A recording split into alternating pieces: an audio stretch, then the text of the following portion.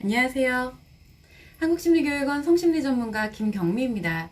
오늘은 이 섹스의 의존성과 기대감이라는 주제로 한번 이야기를 해보도록 하겠습니다. 대체로 섹스에서는 리드를 하는 사람과 의존을 하는 사람으로 이 포지션이 나눠져 있게 되어 있습니다. 그리고 역할이 꼭 정해지게 되는데요.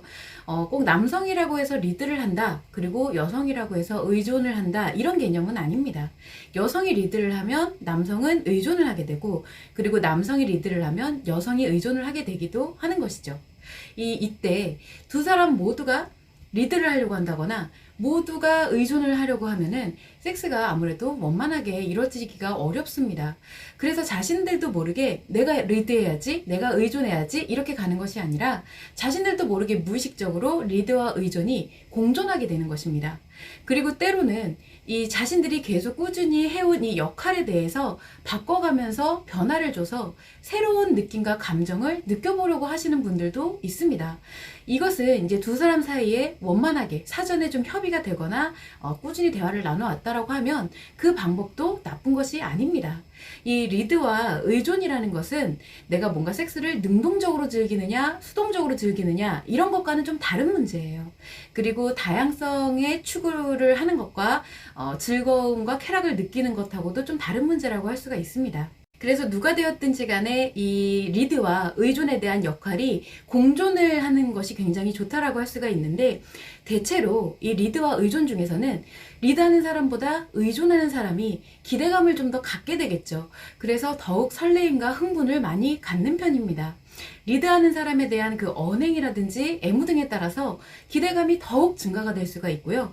의존성이 강해지면 그만큼 기대감도 강하게 증가가 됩니다. 그래서 이 주로 SM 플레이 중에 우리가 뭔가 디엣 관계라 그러죠. 도미넌트와 서브미시브의 관계다라고 해서 디엣 관계라고 하는데, 그런 관계가 이러한 현상에서 발생을 하고 좀 극단적으로 가는 예라고 할 수가 있는 거예요. 이것은 이 섹스에서 리드를 할 때 어정쩡하게 하기보다는 분명하게 하는 것이 좋다는 뜻과도 같은 의미입니다. 꼭 강압적으로 명령을 해야 내가 분명하게 하는 것이다 라고 오해를 하시면 안 되는 부분인 게, 내가 아주 부드럽게 속삭이더라도 그것이 분명한 의사표현이 되어야 한다라는 것이죠. 이때 실전 섹스에서는 사실상 상대가 의사표현에 대한 것을 잘 이해하지 못할 경우에는 순간적으로 굉장히 당황하거나 방황하면서 이 올랐던 성감이라든가 분위기에 대한 것이 많이 감소하고 흐트러지기도 합니다. 그렇기 때문에 리드하는 사람뿐만 아니라 의존하는 사람도 상호 적극적으로 언행을 하고 그리고 동참을 하는 것이 중요하다고 볼 수가 있습니다. 이때 주의하실 점이 무엇이냐면은, 만약에 역할 변화가 없이 어느 한쪽의 리드가 계속 지속이 된다, 그렇게 되면은 일방성이 형성될 수밖에 없어요. 그러다 보니까 이 상대의 의존성이 점점 강화가 되고요. 그렇게 되다 보면은 적극적이거나 소극적인 양상, 또는 능동적인 거나 수동적인 양상으로 섹스가 변화할 수가 있게 됩니다. 자, 그러다 보면은 이제 섹스의 즐거움이 감소하게 될 수밖에 없고, 그것에 익숙해지면서 섹스가 권태로워지는 계기가 되는 것입니다. 이것을 방지하기 위해서도 간간히 역할의 변화가 필요하다라고 볼 수가 있습니다.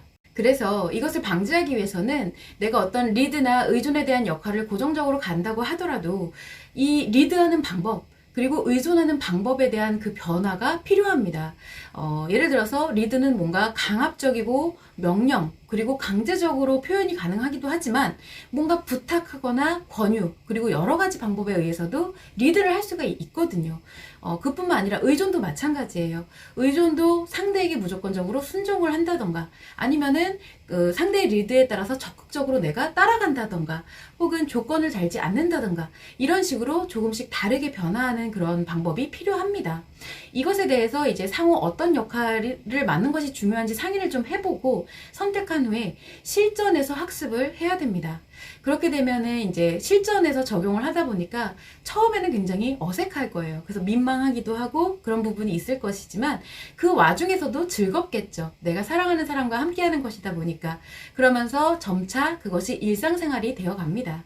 이때도 마찬가지로 익숙해지는 것을 좀 경계하기 위해서 리드와 의존에 대한 다양한 테마를 연구해보고 진행해보는 것이 굉장히 좋습니다. 이 성상담이라든지 아니면은 성테라피 혹은 제스테라피 같은 것을 통해서 이렇게 리드와 의존에 대해서 남성과 여성의 역할이 좀 달라지는 경우를 많이 보게 되기도 하는데요.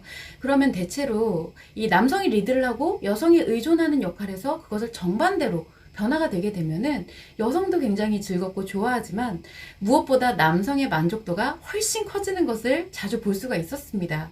이런 역할 변화를 적용할 때는 무조건 딱 섹스에 임했을 때 그때만 적용하고 끝나는 것이 아니라 평상시 섹스에 대한 대화 혹은 표현, 행동, 그리고 더 나아가서 섹스의 시작 전부터 섹스와 연관되는 모든 것에 적용하는 것이 훨씬 효과적이고 좋습니다.